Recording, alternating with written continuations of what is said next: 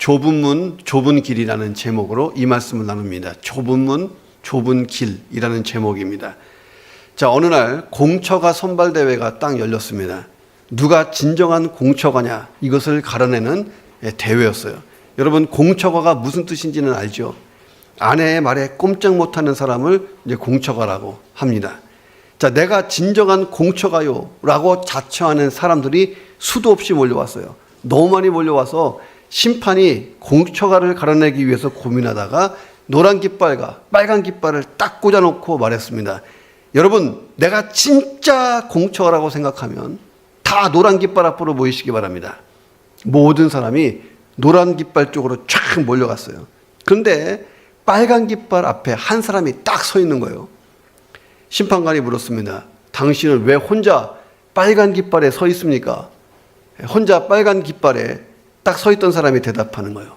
제 아내가 말씀하시기를 사람이 많이 모인 곳에 가지 말라고 했습니다. 그래서 이 사람이 공처가 대회에서 1등을 했다 하는 거예요. 순간 끝났어요, 그냥. 제 아내 말씀이 사람 많이 있는 곳은 가지 마라 했다는 것입니다. 자, 오늘 본문에도 보니까 예수님이 이 공처가의 아내와 비슷한 얘기를 했어요. 사람 많은 곳으로 가지 마라. 자, 사람들이 너도 나도 몰려가는 넓은 문으로 가지 마라. 그 문은 멸망으로 인도하는 문이다. 사람이 밀려 들어가는 넓은 길로 가지 마라. 그 길로 가면 멸망이다. 자, 사람이 잘 찾지 않는 좁은 문으로 가라. 비록 문은 좁지만 그 문이 생명으로 인도하는 문이다. 자, 사람들이 잘 가려고 하지 않는 좁은 길로 가라. 비록 길이 협착할지 모르는데 그 길로 가면 생명이다. 이렇게 말씀하신 게 오늘 본문의 내용입니다. 자, 문을 잘못 찾아보세요. 엉뚱한 곳으로 들어가잖아요. 가끔 남자가 여자 화장실 문 열었다가 아닌가벼 하고 깜짝 놀라서 돌아설 때가 있잖아요. 길을 잘못 들면요, 고생 진탕하고 목적지에 못 가는 경우가 많이 있습니다. 그러니까 예수님은 두 종류의 문이 있고 길이 있다. 근데 멸망과 생명으로 나뉜다. 자, 인생을 살면서요, 첫 단추 잘못 끼우면 모든 것이 일그러져 버리는 경우가 많이 있는 것을 우리가 봅니다.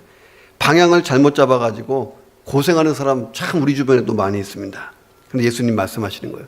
영혼도 마찬가지예요. 영혼의 마지막도 잘못 시작되면 잘못 끝난다. 이 얘기를 하신 것입니다. 자칫하면 멸망의 길로 인도하는 그 문을 열고 들어가서 멸망의 길을 걸을 수 있다. 주의해라. 예수님 말씀하세요. 그러므로 신중하게 생명에 이르는 문을 열고 들어가서 생명의 길로 끝까지 걸으라는 거예요. 근데 문제는 겉모양만 보고 선택하면 잘못 선택할 수 있다라고 예수님 말씀하십니다. 자, 넓은 문, 넓은 길은 참 좋아 보이는데 이게 멸망의 길이라는 거예요. 자, 좁은 문, 좁은 길이 참 안 좋아 보이는데 여기가 생명의 길이라는 거예요. 궁금한 게 있어요. 그러면 예수님이 말씀하신 문은 뭐고 길은 뭐냐는 거예요. 문은 뭐고 길은 뭐냐. 자, 이 문은요, 예수님이 문입니다. 자, 그리고 길은 예수님이 걸어가신 길이 그 길이에요. 자, 요한복음 10장 7절 같이 읽어보겠습니다. 예수님이 하신 말씀이에요. 시작. 내가 진실로 진실로 너희에게 말하노니 나는 양의 문이라. 예수님 분명히 말씀하셨죠. 내가 문이다. 자, 9절에 보니까 또 한번 읽어보겠습니다. 시작. 내가 문이니 누구든지 나로 말미암아 들어가면 구원을 받고 또는 들어가며 나오며 꼴을 얻으리라. 자, 이렇게 해석이 되는 거예요.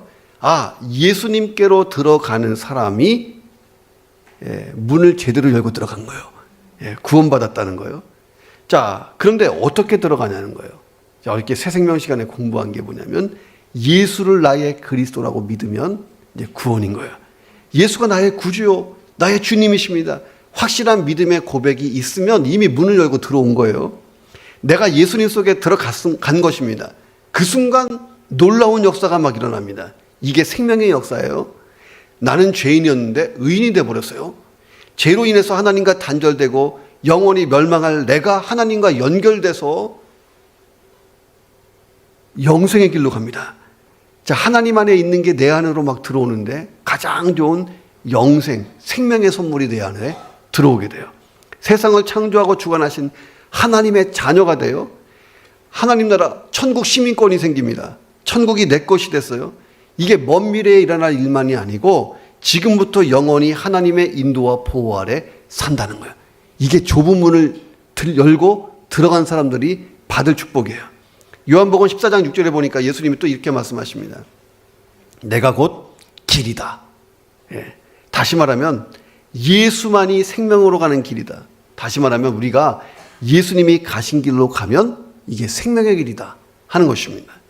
자, 그리스도인 내가 성도면 예수님을 믿고 예수님이 가신 길을 걷는 사람인 줄로 믿습니다. 그러니까 좁은 문으로 좁은 길로 가지 않는 사람들, 불신자, 세상 사람들은요, 좁은 문으로 들어가고 좁은 길로 걷고 있는 사람을 보면서 어리석다고 생각을 해요. 자, 근데 진짜 큰 문제는 뭐냐면 좁은 문으로 들어왔는데 좁은 문을 들어와서 좁은 길을 보고 깜짝 놀라서 방황하는 사람들이 있다는 거예요. 예수 믿고 거듭났는데 예수 믿고 사는 이 인생길 깜짝 놀라갖고 방황하는 사람도 있어요. 이게 아닌가? 이러고 문 밖으로 다시 나가려고 하는 사람도 있고 넓은 길 없나? 이렇게 찾는 사람도 있다는 거예요. 자, 혹시 우리들 중에도 그런 분이 있는지 모르겠습니다. 자, 변함없는 진리가 하나 있는데 성도는 좁은 문을 열고 들어와서 좁은 길로 가는 사람이다 하는 거예요. 왜 그런가? 왜? 그 길이 생명의 길이다. 멸망의 길이 아니고 생명의 길이기 때문에 그 길로 간다는 거예요. 자, 이 본문 갖고 한번 생각해 봅니다. 성도가 가야 될 좁은 문, 좁은 길은 어떤 길이냐는 거예요. 첫 번째는 보편적으로 선택하지 않는 길이다. 대부분의 사람들이 가지 않는 길이다 하는 거예요. 자, 예수님 당시에 유대인들은 성벽을 쌓았어요. 그리고 그 성벽 안에 이 성 안에서 이렇게 모여 살았습니다. 근데 이 성벽에 많은 문이 있어요. 지금도 예루살렘 그 성지순례가 보면 8개의 문이 있습니다. 문이 많아요. 자, 그 중에 가운데 있는 문은 제일 큰 문이에요. 자, 물론 그 문을 열면 길이 굉장히 넓습니다. 그러니까 전쟁에서 아군이 승리하고 들어올 때에 이 문으로 들어와요. 이게 개선문 같은 문입니다. 사람들이 모두 그곳으로 몰려 나와서 승리하고 돌아오는 아군들을 환영합니다. 그 아군, 군대가 통과해야 되는 문이니까 문이 얼마나 넓고 길은 또 얼마나 넓겠어요. 자, 근데 이 성벽에 가만히 보면 후미진 곳에 작은 문 하나가 있어요. 이게 좁은 문이에요. 자, 다른 문이 다 닫힌 밤에, 깜깜한 밤에 문이 닫히고 난 다음에 꼭 필요한 사람, 성 밖에 나가고 들어와야 되는 꼭 필요한 사람이 이 좁은 문을 통해서 드나듭니다. 말하자면 이 좁은 문은요, 비상구 같은 문이에요. 비상구 같은 문. 만에 하나라도 적병들이 이 비상문으로 한꺼번에 들어오면 안 되니까 비상문을 열면 길도 굉장히 좁고 아주 협착하게끔 만들어 놨습니다. 자, 예수님이 이 광경을 보시면서 이야기하신 거예요. 좁은 문, 넓은 문, 좁은 길, 넓은 길. 그러면 그 당시 예수님 말씀을 듣던 유대인들은 개선문 큰 거, 쪽문, 이 비상문, 이게 딱 기억이 났다는 거예요. 우리보다 훨씬 선명하게 예수님 뭐라고 말씀하시냐면 너희는 넓은 문으로 들어가지 마라. 좁은 문으로 들어가라. 너희는 넓은 길로 걸어가지 마라. 좁은 길로 걸어가라. 자, 그런데 이 좁은 문, 이 좁은 길의 특징이 뭐냐면 이 사람들이 보편적으로 선택하지 않는다는 거예요. 자, 보세요. 마태복음 지금 우리가 7장 읽었잖아요. 자, 마태복음 5장부터 7장까지를 산상수훈이라고 부릅니다. 예수님이 산에 올라가서 설교하셨어요. 그래서 산상수훈이에요. 자, 이 산상수훈의 핵심이 뭐냐? 하나님 나라, 천국 백성이 어떻게 살 것인가의 문제예요. 자, 예수를 나의 구주와 주님으로 믿고 그리스도인이 됐다면 천국 백성이라는 거예요. 지금부터 천국 시민권이 있는. 자, 천국 백성답게 살아야 되는데 예수님 당시에 거의 모든 유대인들이요, 예수의 그리스도를 믿지 않았어요. 당시에 예수님은 작은 이스라엘 나라, 그것도 변두리 이 갈릴리, 그 중에서도 더 변두리 나사렛 깡촌 출신의 목수였어요. 목수. 그래서 사람들이 예수님의 출생 배경을 딱 보고 멀리했습니다. 이분이 메시아일 거라 이렇게 생각하지 않았어요. 마지막으로 최종적으로 십자가에서 죽는 모습을 보고 모든 유대인이 예수님에게서 등 돌렸습니다. 자, 그래서 오늘날 예수 그리스도를 믿지 않는 사람이 믿는 사람보다는 압도적으로 많은 거예요. 자, 그런데 그래서 예수님은 좁은 문이라는 거예요. 보편적으로 선택하지 않는다. 자, 그런데 저와 여러분은 예수 그리스도를 믿고 이미 그 좁은 문으로 들어간 사람인 줄로 믿습니다. 들어오면요, 이 문의 특징이 뭐냐면 못 나가. 하나님 허락 없이는 못 나가요. 예. 들어오는 건 자유인데 나갈 때는 못 나가요. 하나님 못 나가게 하세요. 자, 이 문을 여는 순간부터요, 그때부터 그 못 나가는 것도 은혜입니다. 나가면 큰일 나는 거예요. 자, 문을 여는 순간 딱 보니까 앞에 길이 딱 있는데 죄다 좁은 길이 쫙 있는 거예요. 14절에 보니까 그 길이 협착하다. 헬라어로는 들리보, 그러니까 우겨 싸고 있다. 환난을 받는다. 이런 단어거든요. 느낌이 딱 와야 돼. 아, 예수님이 가신 길로 가면 이게 쉽지 않은 길이구나 하는 생각이 딱 들어야 됩니다. 자, 예수님이 가신 길의 끝이 어디였는지 아십니까? 십자가 죽음이었어요. 십자가 죽음. 자, 그러므로 예수를 따라가는 그리스도인의 삶은 만만치 않다는 거예요. 예수님이 산상수훈을 얘기하시면서 오늘 결론 부분으로 와서 얘기한 거거든요. 너네들 얘기 다 들었지? 그러니까 좁은 문, 좁은 길로 가. 그게 천국 백성의 삶이야? 이렇게 얘기하신 거예요. 자, 산상수훈을 그러면 좀 보면요, 당장 이게 순종하기 어려운 명령들이 많이 있습니다. 대표적으로 5장 39절, 누구든지 내 오른뺨을 치거든 왼편도 돌려대라. 팍 맞았는데 이게 쉽냐는 거야. 이게 쉬워요? 한 대 딱 맞았는데 왼편도 딱 들이댄다. 이게 쉽냐고. 안 되잖아요. 말 한마디로 타격을 입어도 그냥 막 수백 마디 하는 사람인데 우리가. 이 좁은 길이 그래 쉬운 게 아니라는 거예요. 5장 44절에 너희 원수를 사랑하며 너희를 박해하는 자를 위해 기도해라. 이게 쉽냐는 거예요. 6장 19절 너희를 위하여 보물을 땅에 쌓아두지 말라. 오직 너희를 위하여 보물을 하늘에 쌓아두라. 이거 다 쉬운 일이 아니라는 거예요. 자, 시간을 내서 마태복음 5, 6, 7장 산상수훈을 읽어봐요. 이렇게 사는 게 과연 쉽냐는 거예요. 그래서 많은 사람들이 예수 믿고 나서도 좁은 길로 가는 것을 선택하지 않아요. 자, 불신자들은 좁은 문 자체를 안 들어와. 예수님을 선택하지 않았잖아요. 아예 좁은 문 자체를 안 들어가. 그냥 넓은 문으로, 넓은 길로 갑니다. 그런데 신자들은요, 예수를 선택했잖아요. 그러면 예수님이 가신 길로 갈 수밖에 없어요. 그런데 믿자마자 조금 가보니까 좁은 길이 딱 나타나니까 여기서부터 머뭇거리는 거예요. 옆 사람하고 인사합니다. 당신도 머뭇거리십니까? 자, 근데 그 예수님이 가신 길의 끝이 뭔가가 중요해요. 예수님이 가신 그 길의 끝은 영광의 길이었다는 거예요. 생명의 길. 예수님이 나를 따라와. 계속 오면 생명과 영광이 끝이야. 이렇게 말씀하신 거예요. 자, 이스라엘 백성들이 광야길을 40년 동안 걸었잖아요. 끝까지 걸을 수 있었던 비결은 딱 하나야. 가나안 땅 때문에 걸은 거예요. 자, 예수님이 가신 길을 우리가 끝까지 걸어갈 수 있는 이유가 뭐냐면 이 길의 끝이 천국과 연결되어 있는 줄로 믿습니다. 그러니까 끝이 천국이에요. 생명, 영생, 영광의 천국과 딱 맞닿아 있다는 거예요. 자, 그런데도 많은 성도들이 좁은 길로 가기를 원하지 않아요. 왜? 힘들어 보이거든요. 넓은 길을 찾아요. 자, 오늘날 한국교회가 성장이 멈춰가고 있어요.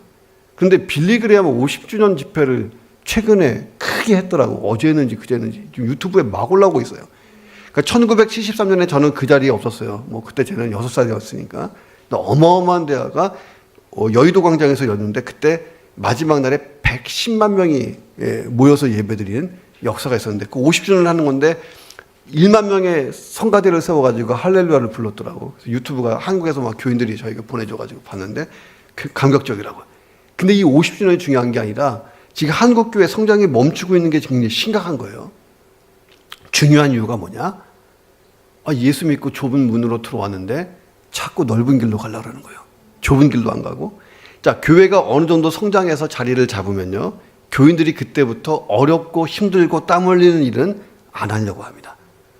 자, 그래서 세상에는요 3D 업종이라는 게 있어요. 3D. 첫 번째 D는 더럽다, 더티하다. 두 두 번째 D는 difficult, 힘들다. 예. 세 번째 D는 dangerous, 위험하다. 이 세 가지가 3D 업종, 머리 글자예요. 1980년대에는 그런 게 없었어요. 근데 1980년이 지나고 소득 수준이 막 올라가고 생활 수준이 대폭 향상되면서 근로자들이 일하기를 꺼려하는 업종이 생기기 시작했다는 거예요. 자, 그런데 교회에도 3D가 있다는 거예요. 교회에도 3D. 교인들이 하기 싫어하는, 꺼려하는 게 있어요. 자, 우리 교회, 동경복음교회의 3D는 뭘까? 이건 말할 필요가 없어요. 정답을 제가 얘기해 드리면, 자, 따라해 보세요. 내가 하기 싫은 일. 이게 3D야.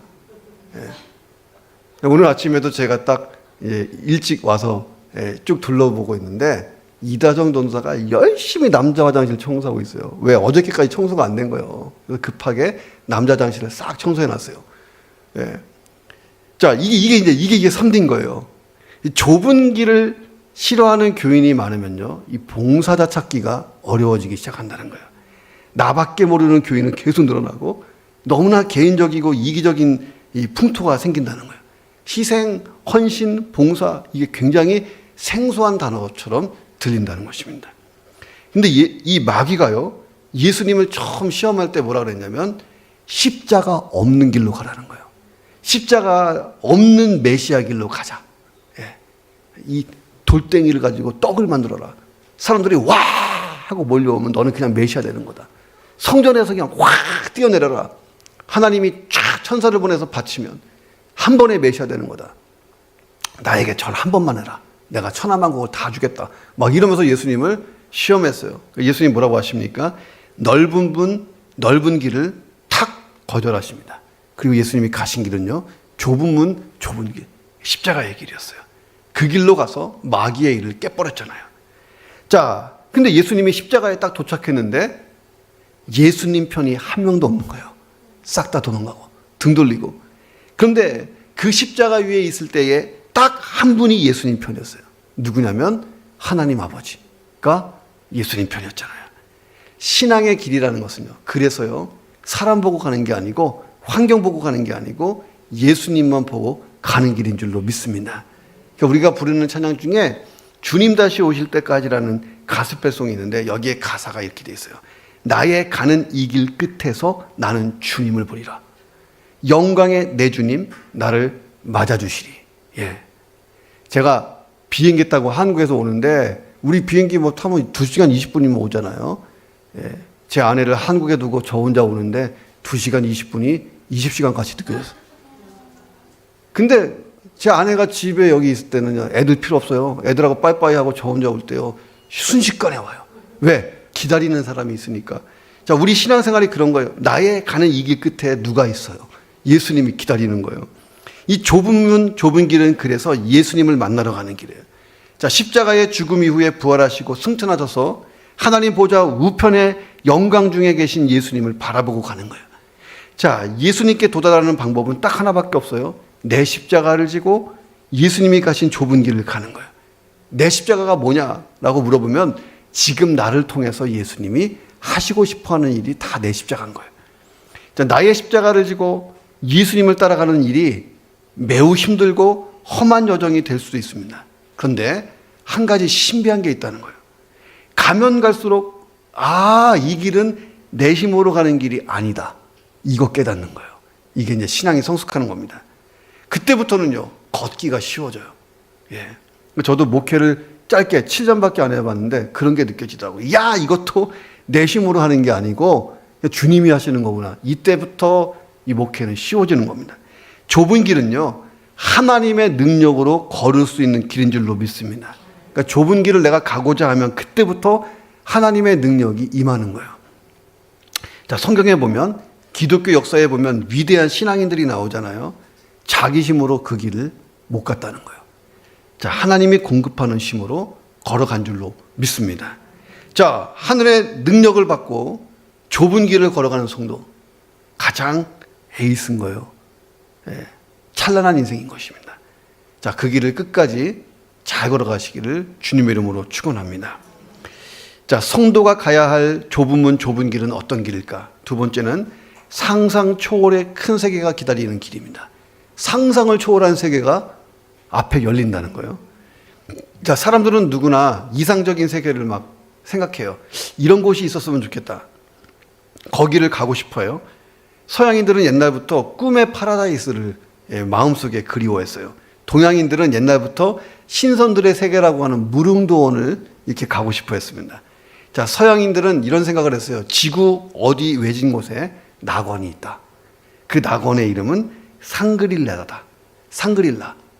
숨겨진 세계가 있다. 이렇게 생각했어요. 이 상그릴라라고 하는 단어는 1933년 영국의 작가였던 제임스 실던이 발표한 소설 잃어버린 지평선에 등장하는 가상의 공간이에요. 자, 소설 속에 보면 주인공 슈 코네의 일행이 북인도로 가던 중에 비행기가 불시착해버립니다. 시말리아 넘어 숨겨진 땅인 상그릴라로 들어가게 됐어요. 자, 이 세상 어디보다 아름다운 풍경에 주인공 일행이 깜짝 놀라요. 서양과 동양의 문명이 싹 절묘하게 조합된 상그릴라의 문화 수준, 높은 수준에 감탄을 합니다. 여기에 사는 사람들은 천천히 늙어요. 일반적인 수명보다 훨씬 긴 수명, 거의 불멸의 삶을 살고 있었어요. 상그릴라 이 외부는 완전히 단절되어 있어요. 모든 근심과 고통에서 해방돼서 평화로운 생활이 가능한 천국과 같은 곳이었습니다. 이 상그릴라의 병과 늙음도 죽음도 다툼도 없었습니다.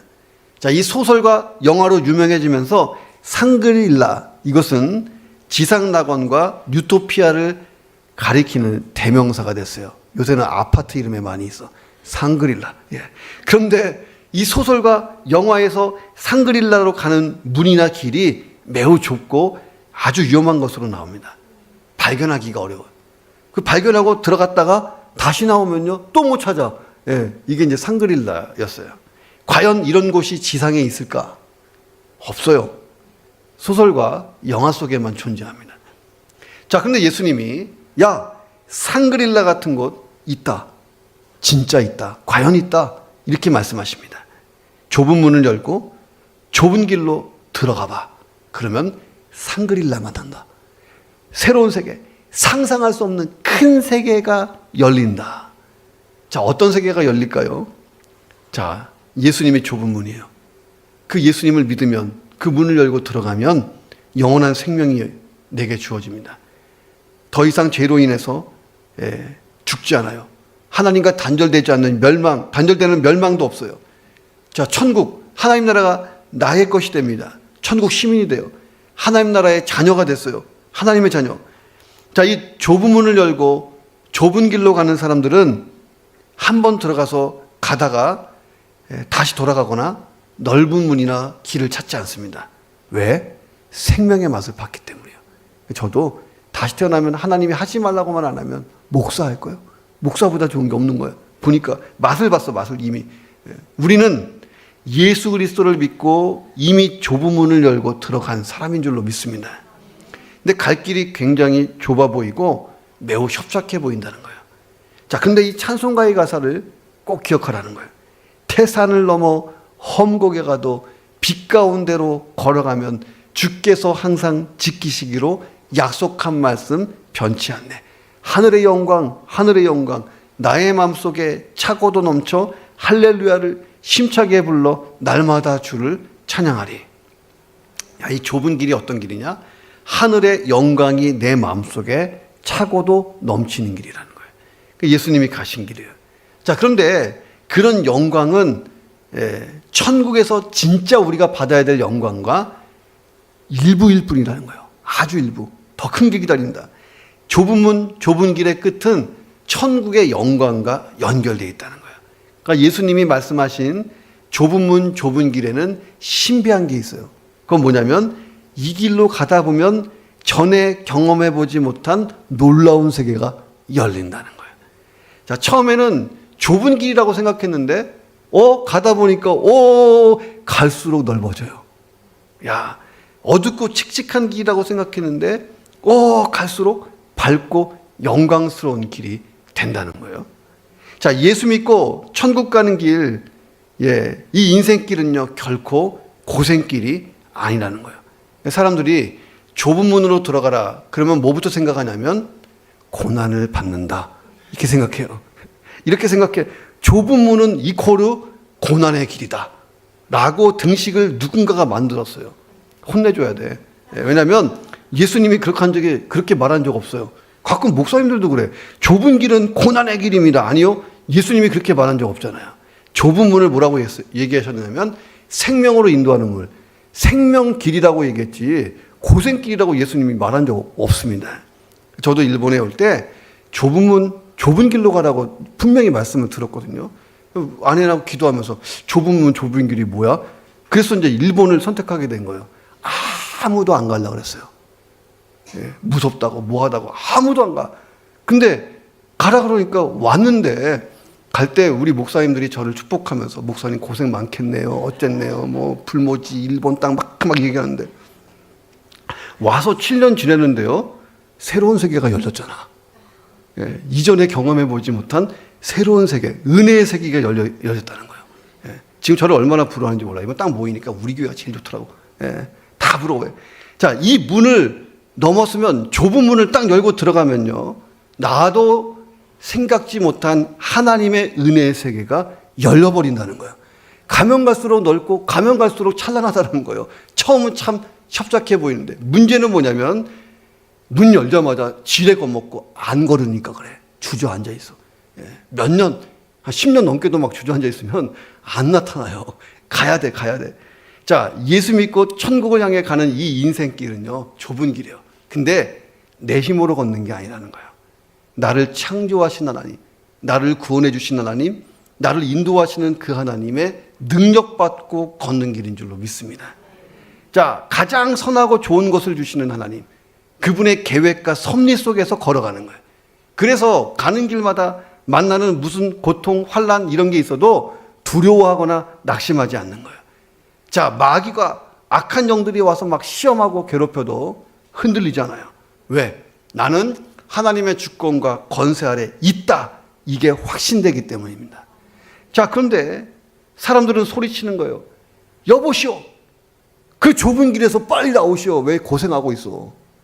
그런데요, 거꾸로 이 좁은 길에 들어가 본 사람은요, 세상을 향해서 외치는 거예요. 여보시오, 뭐하시오? 빨리 이 좁은 길로 들어오시오.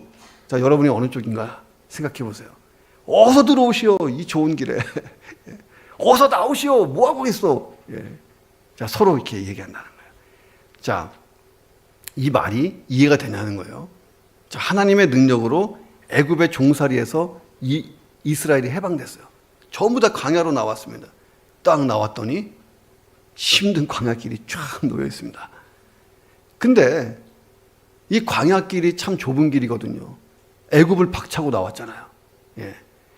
광야는 힘든 길이에요. 이 길을 따라가서 끝까지 가야 가나안 땅이 나오는 거예요.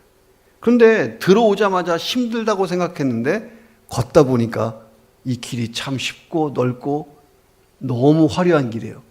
자, 뭐예요? 갑자기 하늘로부터 공급이 시작됐어요. 구름기둥, 불기둥이 푹 나타나더니 쫙 앞으로 인도하고 하늘에서 만나, 떡이 막 쏟아져 내리고 반석에서 막 생수가 팍팍 올라옵니다. 야, 갈만하네? 이렇게 된 거예요. 사도 바울 보세요. 세상 사람들은 야, 바울이 그 많은 스펙 가지고 성공할 수 있는데 왜 예수 믿고 사도가 돼서 그 험한 인생길을 가냐. 혀를 끌끌 찼을 거예요. 자, 그런데 바울의 인생길을 보세요. 아무도 감히 경험하지 못했던 세계를 혼자서 경험하잖아요. 대표적인 게 뭡니까? 천국에 갔다 온 거예요. 바울이 뭐라고 그러냐면 내가 천국 갔다 온 거 이거 자랑할 것도 못 됩니다. 워낙 본 게 많아요. 워낙 본 게 많아. 놀라운 인생을 살았어요. 사도 바울이 우리에게 할 말이 있다면 여러분 좀 더 가보세요. 또 다른 게 있어요. 거기요? 좀 더 가보세요. 또 다른 세계가 열려요. 자, 그 얘기를 하는 거예요. 자, 그 누구도 그 어떤 환경도 어떤 세력도 바울이 예수 믿고 행복해하는 그 인생을 뺏어가지 못했다는 거예요.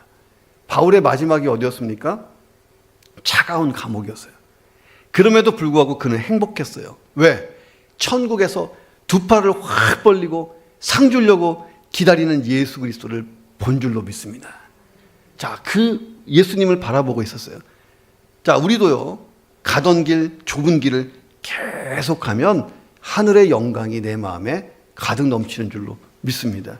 그리고 영원한 천국을 바라보면서 가면 그 천국 문에 예수님이 팔 벌리고 나를 기다리는 거예요. 자로나 우러나 치우치지 않고 가는 거예요. 이게 내 힘으로 가는 게 아니고 하늘의 영광과 능력으로 가야 가는 길입니다. 자, 예수 믿고 좁은 길로 가는 것 결코 실패가 아니라는 거예요. 잘 걸어가시기를 주님의 이름으로 축원합니다. 자, 성도가 가야 될 좁은 문, 좁은 길은 어떤 길일까? 세 번째는 세상의 것을 계속 버리면서 가는 길이다 하는 거예요. 세상의 것을 계속 버리면서 간다. 그러니까 예수님이 14절에서 생명으로 인도하는 문과 길이 매우 좁고 협착하다는 것, 이 두 가지를 강조하셨습니다. 협착하다, 이 좁은 길은 협착하다 할 때 이 협착하다는요, 아주 좁아서 한 사람이 겨우 드나들 정도의 크기를 뜻합니다. 자, 이 감옥에서 탈옥하는 일을 주제로 삼은 영화를 본 적 있어요. 쇼생크 탈출 뭐 이런 거. 예. 이 영화에 참 재밌는 장면이 하나 나왔어요. 자, 감옥을 탈옥하려고 사람들이 모여서 이 감옥의 벽을 뚫잖아요. 막 뚫고 탈옥을 준비합니다. 다 뚫어놨어요. 근데 이 탈출구가요, 매우 협착합니다. 간신히 몸 하나만 빠져나올 정도예요. 자, 그래서 다 버리고 가요. 싹 다 버리고 몸만 갑니다. 옷도 불편해서 우통도 벗고 이렇게 갑니다. 근데 이 영화를 가만히 보다 보면 아주 슬픈 장면이 하나 나와요. 탈옥을 결의한 동료들과 함께 탈옥 과정에서 어떤 장소를 지나가는데 진짜 좁은 거예요. 한 사람이 여기를 빠져나가지 못해요. 왜? 뚱뚱해서. 체중 조절에 실패한 거예요. 이 친구가 여기를 빠져나가지 못하고 죽을 힘을 다하는데 못 빠져나가고 눈물을 흘리면서 너희들끼리 살아라. 손을 빠이빠이 하면서 이 친구는 빠져나오지를 못합니다. 탈옥을 포기했어요. 자, 예수님이 말씀하신 좁은 문, 좁은 길이 그런 거예요. 이 천국을 들어가는데 이 세상의 잡동사는요, 버려야 이 좁은 길은 쉽게 간다는 거예요.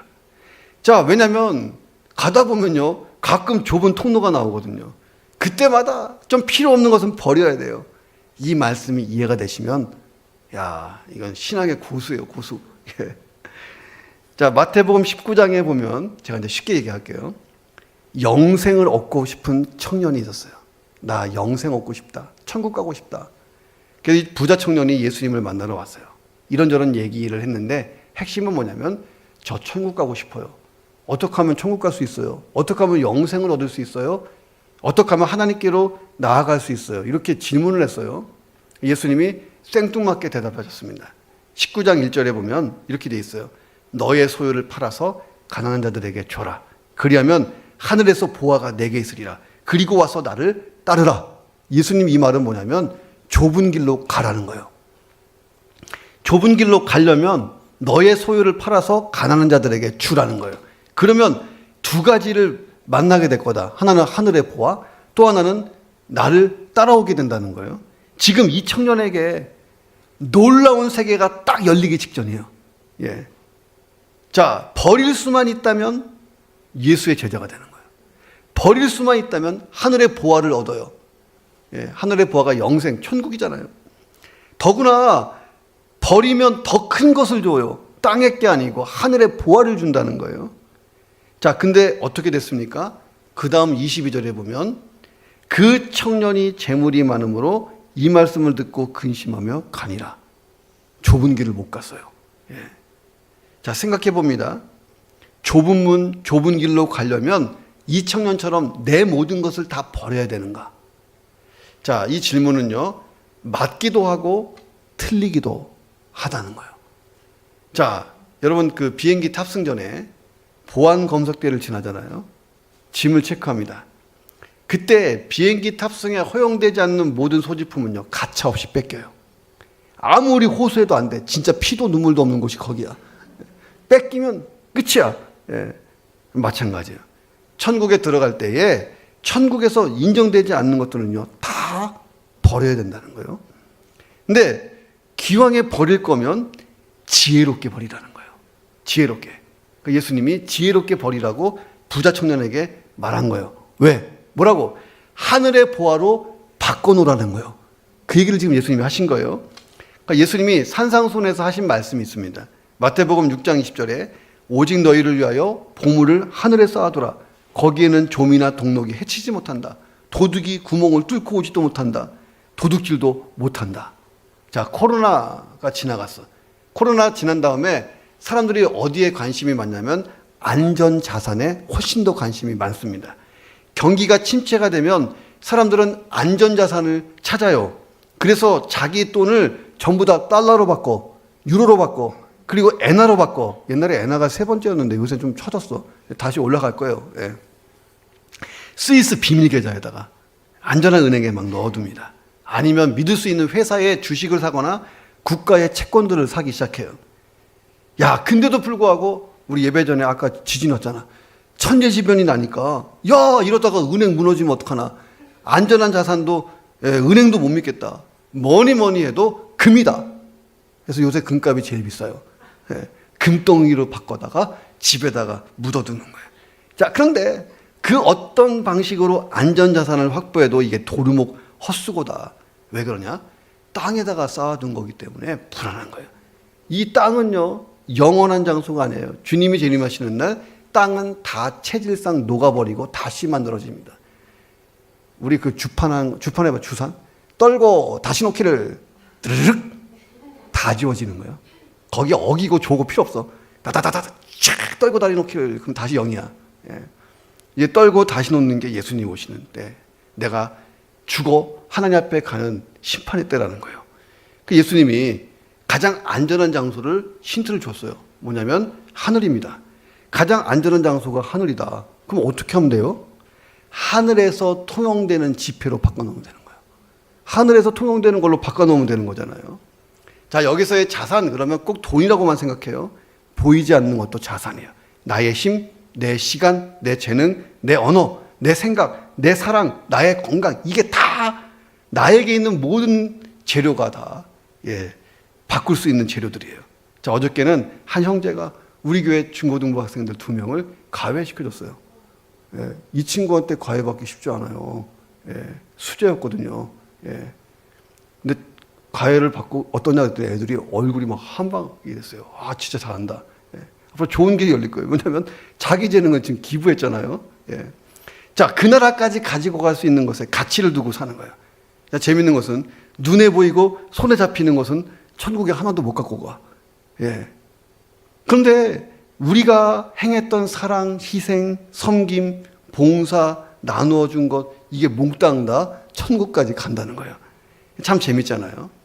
자, 하나님 나라에 쌓아두려고 바꾸면 바꿀수록 좁은 길은 잘 지나가진다 하는 것입니다. 자, 뚱뚱해서 탈옥을 포기한 사람 제가 말씀드렸잖아요. 좁은 문, 좁은 길은요, 날마다 다이어트하고 지나가는 길이라는 거예요. 자, 꼴인지점. 천국의 영광이 코앞에 와 있다라고 생각하면 더욱 그렇게 하라는 것입니다. 자, 예수님이 다시 오신다고 했어요. 내일이라도 다시 오시면 오늘까지가 유효기간이잖아요. 자, 내 인생이 끝나는 날, 여기까지가 유효시간이라는 거예요. 땅의 것을 잘 버리고 하늘의 것으로 잘 바꿔놓는 지혜로운 그리스도인, 좁은 길을 잘 통과해 가시기를 주님의 이름으로 축원합니다. 고대 중국에 한 부자가 있었어요. 이 부자가 초나라로 여행을 했습니다. 여행 중에 마차를 좀 멈추고 쉬고 있는데 그 지역 사람이 이렇게 나와서 말을 걸었어요. 선생님, 어디로 가십니까? 저요? 초나라로 갑니다. 초나라요? 초나라는 남쪽에 있는데 당신은 지금 북쪽으로 가고 있는데요. 그러니까 이 사람이 웃으면서, 아유, 걱정하지 마세요. 제가요, 여행 준비를 철저히 했어요. 아니요, 초나라가 남쪽이에요. 지금 북쪽으로 가신다니까요. 아이, 걱정하지 마세요. 제 마차들은요, 이 말들이 튼튼해서요, 잘 달려요. 빨라요. 걱정하지 마세요. 아니, 선생님, 제가요, 방향에 대해서 말씀하고 있는 거예요. 남쪽으로 가셔야 된다니까요. 아무리 빨라도 이 방향으로 가면 초나라 못 가요. 아이, 걱정하지 마세요. 제가요, 여비를 이렇게 충분히 준비했어요. 말하던 사람이요, 화가 나서 돌아서서 얘기했어요. 아이, 저런 바보. 아무리 돈이 많아도 초나라 못 간다니까? 이러고 이제 화가 나갖고 막 씩씩거리면서 갔다는 얘기가 있어요. 이 어리석은 부자의 문제가 뭐예요? 방향 자체가 틀린 거예요. 방향 자체가. 아무리 철저히 준비하고 훌륭한 말도 있고 마차도 있고 여비가 충분해도 방향이 틀리면 아무것도 아니라는 거예요. 내가 지금 어디로 가고 있냐가 중요한 거잖아요. 나는 어디로 가고 있는지 대답이 정확하다면 제일 행복한 사람이에요. 자, 예수님은 이미 말씀하셨어요. 시계보다 나침반, 속도보다는 방향이라는 거예요. 예수님 분명히 말씀하셨어요. 좁은 문, 좁은 길이라는 거예요. 자, 하나님이 기뻐하는 이 길로 끝까지 이 신앙의 길 가시기를 주의 이름으로 축원합니다. 기도하겠습니다. 하나님, 우리가 믿음으로 좁은 문 열고 예수 그리스도를 영접해서 이제 좁은 길로 걸어가고 있습니다. 사람들은 보통 택하지 않는 어려운 길이지만 예수님이 가신 길입니다. 내가 끝까지 잘 갈 수 있도록 도와주옵소서. 가다 보면 하늘의 능력이 공급됩니다. 하나님이 그 길을 잘 걸어갈 수 있도록 채워주십니다. 상상 초월의 은혜의 세계가 기다립니다. 오늘도 내일도 그 길이 넓게 보여지는 새로운 세계를 우리가 경험하게 하여 주옵소서. 세상 것을 버리고 걷는 것입니다. 하나님, 지혜롭게 하늘에 우리의 모든 것을 쌓아두는 지혜로운 자가 되어서 이 좁은 길 끝에 예수님 만나도록 도와주옵소서. 한번 통성으로 기도하겠습니다. 하나님 아버지, 감사합니다. 우리가 걷는 길은 그런 길입니다. 예수님이 걸어가신 길, 협착하고 힘들고 어려워 보이지만 가다 보면 넓은 길, 영광의 길, 찬란한 길, 하늘의 능력이 마음에 가득한 길, 하늘의 영광이 차고도 넘치는 길, 아버지 하나님 새로운 세계입니다. 그것은 하나님이 공급해 주시는 세계요, 그 길의 끝에 예수님 팔 벌려서 나를 안아주시는 그런 길입니다. 영원한 천국에 들어가는 길입니다. 하나님 우편에서 나를 바라보시며 이 길로 걸어오는 나를 쳐다보시며 응원하고 계신 예수님 바라보며 사도 바울처럼 하나님 믿음으로 걸어갈 수 있도록 역사하시고 부자 청년처럼 어리석게 돌아서지 않도록 역사해 주옵소서. 우리를 축복해 주옵소서.